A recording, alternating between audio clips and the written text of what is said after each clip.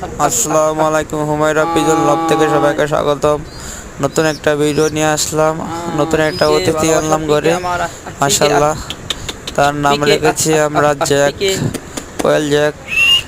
তাকে আমি টাইম করানোর জন্য এনেছি, দেখি তার টাইম করাতে পারি কিনা।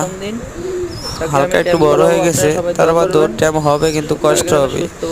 তার জন্য সবসময় একটু খেলাধুলা করতে হবে, তাহলে সে পোষ মেনে যাবে। আর হ্যাঁ, নেক্সট ভিডিওতে